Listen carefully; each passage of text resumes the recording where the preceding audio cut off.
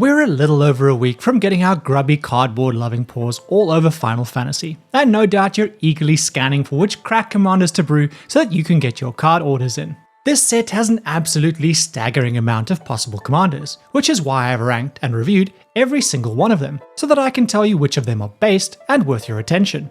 My hope is that this video will save you a ton of time and that you'll find your perfect Final Fantasy commanders. And why should you listen to me? Well, I've been known to build a good deck or two in my time, and I'd say that one of my biggest deck building strengths is my taste and ability to be able to spot a good commander and then how to build around them. And lastly, before we get lost in the ranking source, it's worth sharing with you roughly how I determine what exactly makes a commander based. Obviously it matters how good or strong the commander is, but there is also how much or little support there is in terms of other cards for what the commander is trying to do. Next is how fun the commander will be to play, and importantly how fun it will be to play against. And lastly is how unique the play experience is that the commander offers you, and the better the commander does across all these criteria, the more based it is. Okay, but enough yapping, because you came here for rankings, and we've got a lot to get through, so let's get into it. Starting with Absolute Virtue. Everyone's going to dream of slapping a lightning grease on this bad boy and grinning like a Cheshire cat as their friends wonder why they keep agreeing to play with you. He costs a lot of mana, so you're barely ever going to get to play him, and when you do, your opponents are forced to deal with him immediately. It's a recipe for no one ending up happy and it feels bad all round. For that reason, he's B tier at best. Aerith Gainsborough is a strong contender for waifu of a generation. A beatdown commander that's pretending to be a life gain commander, and I can see Aerith being the center of a really fun, low to the ground, legendary creatures, matter, and life gain deck. Not broken, but fun and a fairly unique game plan. No one's going to want to kill her, and if they do, well, they deserve what they get. She's B tier. Aerith the Last Ancient is an interesting card. I could see her being either another aggro commander, where she allows you to recycle your creatures and making losing your creatures in battle a little bit less painful, or you can go self-mill heavy with some real fatties in the graveyard and cheat them out with her ability. Either way, a good time is going to be had. Low B tier. Alice and Alpinaud encourage a cool build, where you cast a cheap spell and then cheat out a larger spell, getting cost reduction and a card as a tasty treat. We assume that Alpinaud will always actually cost 2 mana rather than 4, making their combined mana cost fairly reasonable. Either way, that cost reduction and draw applying to any kind of card enables all kinds of interesting builds. It's this flexibility that really stands out to me, and that's what makes this duo A tier. Next up is Ardbert Warrior of Darkness. Aggro can be a hard archetype to make work in Commander, and Ardbert's ability makes your creatures bigger, makes them harder to block, and makes them stay untapped so that you're not left open to counterattacks. He solves almost all the typical challenges an aggro deck faces, in a color pairing that doesn't have tons of strong aggro commanders, but does have a ton of low to the ground, powerful and synergistic creatures. I think he's going to be really strong. He's S tier. Okay, so Arden the Usurper has a high mana cost. That said, if you can ramp into him reliably, I could see him at the helm of a very fun mono black control deck. Disrupt your opponents and kill their stuff, and then resurrect it as hard to block, lifelinking, and hasty demons. That's pretty delicious. A tier. Avalanche of Sector 7 has a really cool design. With the amount of artifacts, especially tokens in Commander right now, I could see Avalanche being a really good Voltron commander that puts the game on a clock. Add in a bunch of effects that gift your opponents treasures, like Descent into Avernus, and I think you're going to have a really good time. This would be A tier, but mono red and limited support makes it B tier. In Balthier and Fran, it's really cool to see another vehicles-based commander. Pumping up your vehicles is great, but the double combats is the most interesting part of the card. Given most vehicles are colorless, it means you can build a really solid Gruul vehicle beatdown list, and because many vehicles, like the shiny new Regalia, have combat triggers, the double combats are even sweeter. Solid A tier. Kate Sith, what a fun little guy. I can see a whole impulse draw build for him where you exile expensive spells and make creatures big. That said, he's mono red, so that does limit things a bit. Power-wise, he's probably C tier, but because I think he'd be fun, B tier. Celeste Rune Knight is an interesting aggro commander. I'd want to build her with tons of cheaper creatures, possibly knights, and especially those with graveyard synergies. Pair that with strong reanimation effects and I think you're off to the races. Solid B tier. Next up is Choco Seeker of Paradise, and it's a Chocobo, so that's instant S tier, right? The band color combination has tons of bird support, and Choco's ability both nets you card advantage and all the bloody lands. Clearly it's best designed as a landfall or land matters commander, but I do worry that the pump effect will turn him into an accidental Voltron threat, a little bit like the Wise Mothman. Either way, it's a great commander, with tons of support and lots of flexibility. Choco is a very different take on what birds commanders normally do, but that won't stop me from playing all the birds and casting a gravitational shift to kill everyone. S tier. Sid Free Flyer Pilot makes for an interesting equipment and vehicles commander, which I think is a huge flavor win. He reduces costs, he has evasion, and he can recur your best stuff when it gets destroyed. He's definitely not the most explosive or interesting commander, but is seemingly resilient. I think he's far better as a supporter in the 99, but that's not why we're here. He's a B tier commander. Sid Timeless Artificer has a lot going on. I'm a lot less enthused by a meme deck full of Sids, but far more interested in Artificer Typal, particularly because Sid's ability pumps up your artifact creatures based on what's in play and what's in your graveyard too. If we throw in a whole group of cool artificers, a bunch of banger artifact creatures, and a bunch of ways to get cards into your graveyard, it's a recipe for a really good time. He's S tier because he's both strong and fairly unique. If you're enjoying this, consider flying into the sub and like buttons, because I'm on a mythical frog quest to be Australia's biggest Magic creator, and we are rapidly closing in on the 20% marker in our journey to 100,000 subscribers. According to science, 80% of you incredibly based regular viewers aren't part of the frog gang yet, which really begs the question, what are you waiting for? Cloud X Soldier is one of the precon commanders and is certainly a 2025 card design. He comes in with haste and picks up an equipment on the way in. He draws you cards and makes you mana to pay for them if he's big, which he almost certainly will be. He's a fairly linear commander, as in you can only really build him one way, but he sure is strong, and you can fulfill your Final Fantasy VII dreams by getting the whole party together. If you want to build a cool equipment deck that isn't pure Voltron, or if you want the perfect Final Fantasy VII thematic deck, you probably won't do better than this. Cloud is S tier. Cloud Midgar Mercenary is an interesting mono-white Voltron commander. He tutors for an equipment and makes your equipment trigger twice, which works very well with specific equipment like swords. I think he's arguably stronger in the 99 of a Voltron equipment deck, and is very limited and narrow in terms of how you can build him. That said, if you like what he's doing, he's probably low A tier. Cloud Planet's Champion is a little bit expensive to not have haste, but the fact that he's going to be indestructible and have double strike means you can slap a reduced cost equipment on him, preferably one that gives him haste, and he's going to do some serious work. Unlike Midgar Mercenary, his abilities aren't that interesting or unique though, so he's probably B tier. Next up is Emmett Selak of the third seat, my man the ultimate antagonist. As someone who grew up playing Dimir Control in 60 card formats, there are surprisingly few strong, high synergy Dimir Spellslinger control commanders. But there is a strong Dimir control deck here just waiting to happen. Just add a whole heap of disruption and removal, mixed with a bunch of ways of making your opponents lose life so you can recycle your spells, and you're in for a real good time.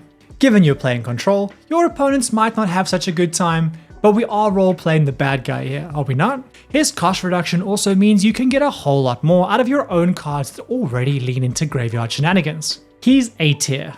So from what I've seen, Emmett Selak Unsundered seems to be the more popular of the two. Don't get me wrong, I can see the benefits of absolutely yeeting cards into your graveyard and then casting him to gain all of the value by having a giant hand. But to me, the default use for that seems to be an engine to find and execute some form of combo, especially because of the sorcery speed limitation. That to me is far less exciting, but he still is incredibly flexible, so B tier. It's time for Catgirl Supremacy with Gratier Sign Reborn. She's very linear, but would make a strong commander for a control deck. She's cheap to play, and then you just pack the game full of interaction and create a ton of heroes.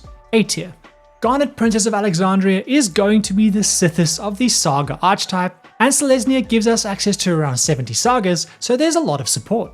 Garnet allows you to manage your sagas and get bigger in the process, which will also keep you healthy given her lifelink. What a banger of an uncommon. She's A tier. Giot King of Dwarves could be really fun. Boros Dwarves has reasonably good support, and his baked-in double strike plus his looting ability means you could mix that with a ton of artifacts. He's B tier. Go-Go Mysterious Mime seems like it could be a really fun aggro commander. Play a scary creature, make Go-Go become a copy, and profit. While he's mono red, there are still tons of scary creatures to be had, and I think this could low-key be a banger. He's A tier.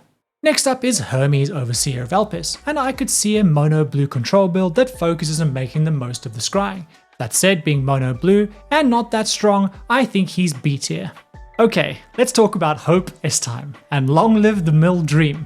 With the right support cards, I could see a version of Hope that aims to mix control elements with cards that gain life and do some serious mill work. A warning to newer players that mill can be an unpopular strategy, especially as I think this is going to need to be a pseudo control deck to succeed, but as far as mill commanders go, this sure is an interesting and very strong one. I think Hope is A tier. Next up is Genova Ancient Calamity. I think you could build Genova in many ways, but probably the most interesting and unique to me would be a mixture of recursion, counter synergies, and lots of mutants. I think this would make for an interesting and fairly unique deck that also operates really well, and I think she would be A tier. Okay, let's talk about the spicy boy that is Kefka Court Mage, or Ruler of Ruin. Kefka is a Grixis commander and effectively acts as a source of card advantage that would work in any deck, but especially a control shell. You will want a lot of ramp and rituals to pay his hefty ability cost of 8 mana, but when flipped, he has evasion so he offers up a lot more easy to get cards, and I could see him going wild with something like a Bowler Citadel and cards that drain life. He is a lot more flexible than that though, given your creatures doing combat damage will also allow you to draw cards, as will a board wipe like an Earthquake. Set X to 5 mana and you will draw an easy 15 cards. Yeah, I think you see why Kefka stonks are on the rise. I think he is S tier. When it comes to Kefka Dancing Mad, 7 mana is a lot for a commander, but his ability is also a lot of fun.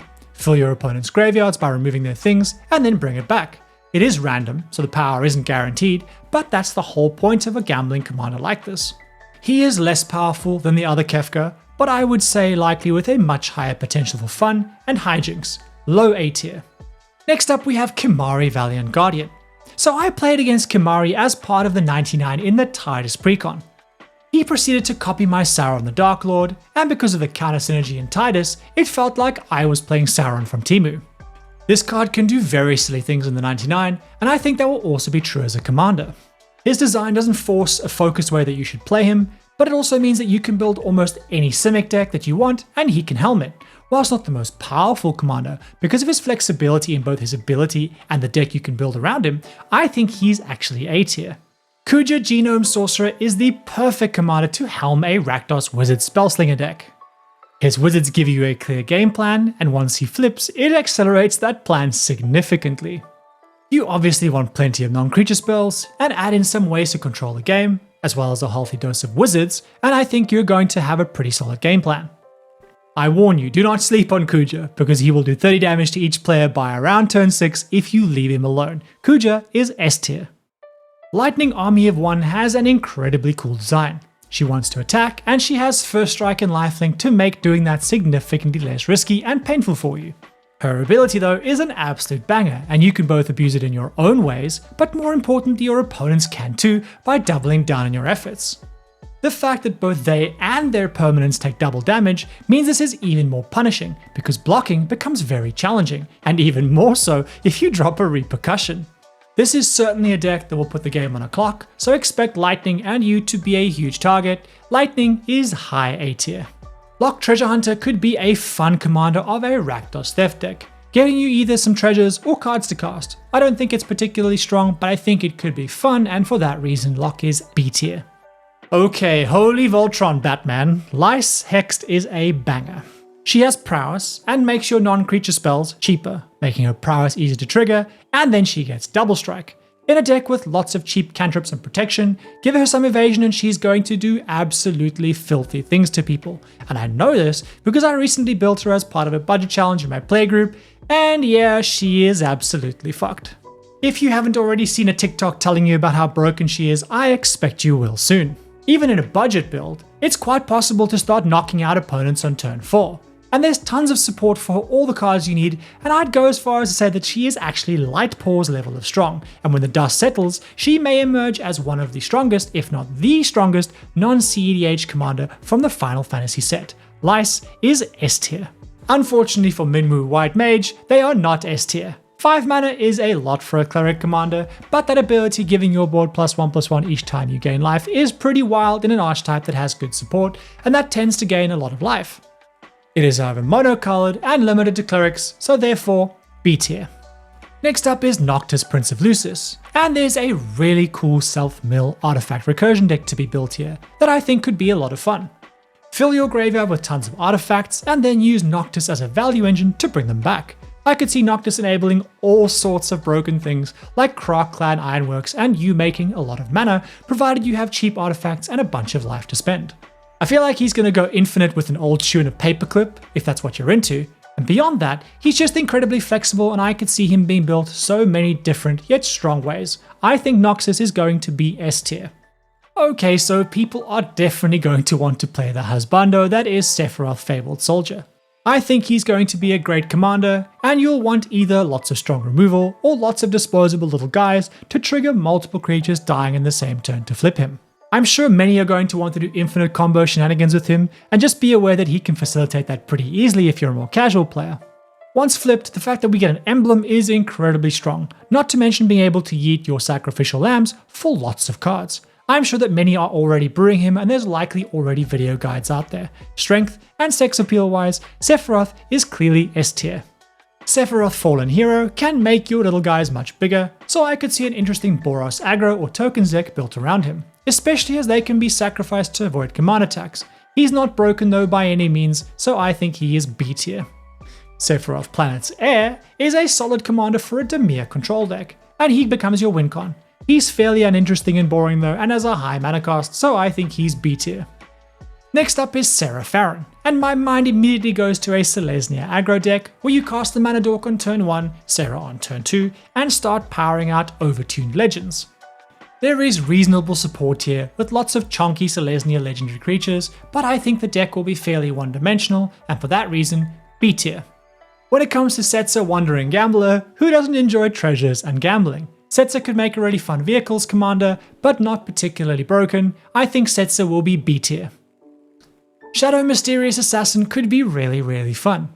You hit people in the face, which they won't want to block because of Death Touch, and then you yeet something to draw cards and do damage. Even better if you benefit from that something wanting to go to the graveyard in the first place. I think Shadow will be A tier. Sin Spearer's Punishment is a really fun design that does something pretty unique. It is really expensive though, so ideally you want to build the deck in a way where casting them all but wins you the game. Likely lots of lands and lots of landfall triggers. That creates some risk of you doing nothing and having your commander countered, so I think Sin will end up being B tier. Squall Seed Mercenary is a decent commander. The double strike ability is great, especially if you pair it with pump effects, and you're probably going to want to use that ability on Squall so that you can make use of his recursion ability. What you bring back is incredibly versatile, so you could build him in various ways, be that Voltron or paired with many other creatures. I think Squall will be B tier. Next up is Stiltskin Moogle Merchant, and he is a really fun little guy. He's basically a cheaper, more limited Zedru. You can build around him by giving your opponents all sorts of good or bad things, but he is mono white and that is a big limitation, so for that reason he is B tier. Terra, Herald of Hope, is a really great commander, and it's fitting that she's the face of one of the precons. She's at her best when paired with other small creatures, especially those with sacrifice abilities and graveyard synergies. She's 3 colors and Mardu at that, and there's absolutely heaps of support for small aggressive guys in that color combination. She's a real 2025 card design that does everything you want without much additional support, and I could see her becoming a top go-to Mardu aggro commander alongside someone like Ishin. I think she is S tier. Terra Magical Adept is a really cool enchantment manners commander. She has an interesting and unique ability and is very flexible because of her Wubo color identity. She's basically the Tom Bombadil of the Final Fantasy set, and I'm very much here for it. I've heard she can do all sorts of silly shenanigans and infinites if that's your vibe, and many are going to want to build her, so I won't go too deep into theory crafting her here. A word of caution to the casual players, I'm willing to bet you're going to accidentally infinite so many times if you build her, so just be careful. Given how flexible she is, I think there's a bunch of good and strong ways you can build her, with or without infinites, and I think she is going to be S tier. The Emperor of Palamecia is a great card for an uncommon. It's a commander that ramps you on turn 2, which is fantastic, and if you pair them with lots of ways of getting cards in the graveyard and then flip them, you're going to be able to do a lot of damage. I think this will end up being high B tier. Given Titus is one of the precon commanders, I'm not going to spend too much time theory crafting him, but what I will say is that at a glance, he may be one of the best banned counter commanders that exists to date. And this is for 2 key reasons. Firstly, he's not limited to 1/1 counters but can manipulate shield, flying and other counters. Secondly, he's just over-tuned and then some. He's in the perfect token colors, he's a 3-drop, and you can draw a card and proliferate all your counters every time you attack. That is absolutely cooked 2025 card design.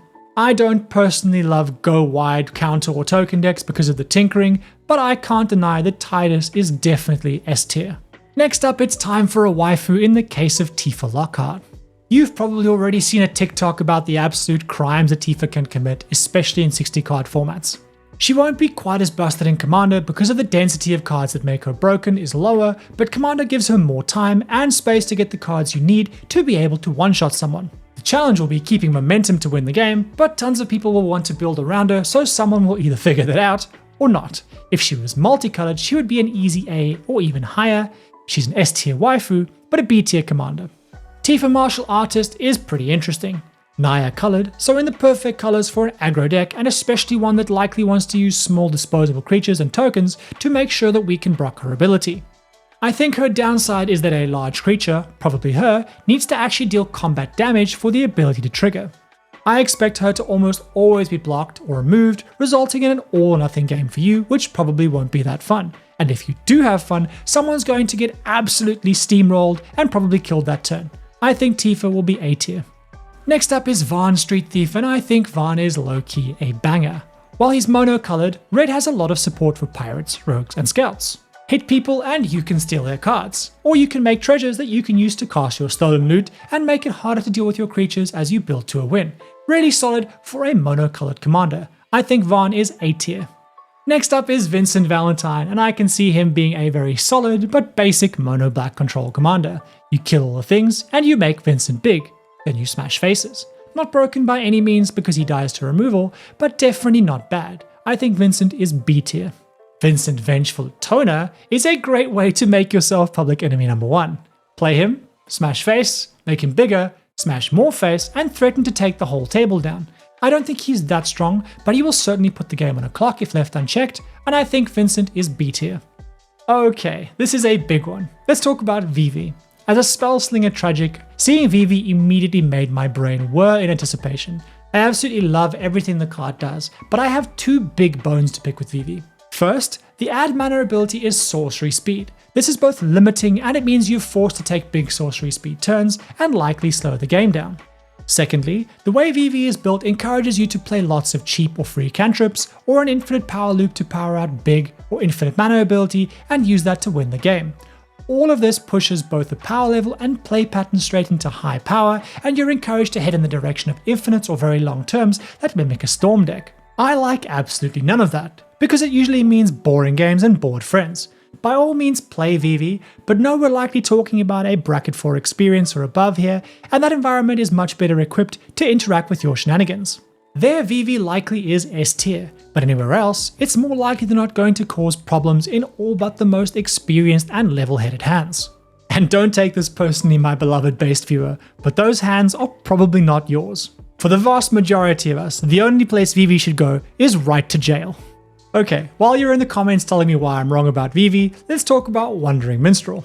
This is a pretty cool budget 5-color commander. His first ability isn't the most powerful, but it means you can yeet all the terrible tap lands into your deck and build a pretty strong 5-color mana base for absolutely no money.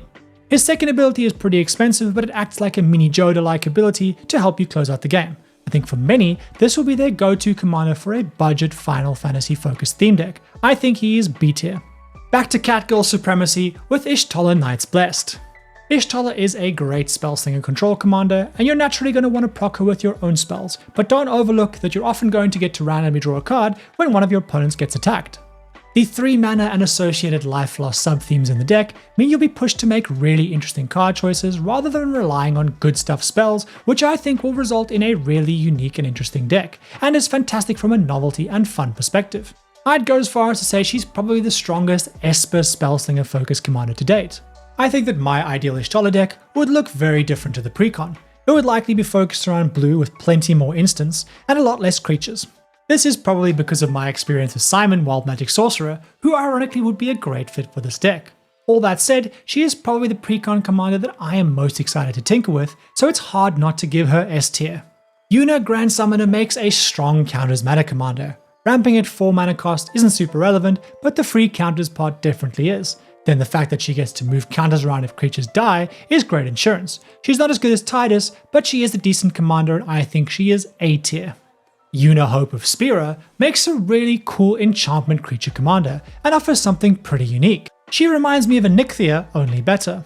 Her ability to bring stuff back means one could run an interesting self-mill sub-theme, and even cheat out some really spicy Final Fantasy themed stuff.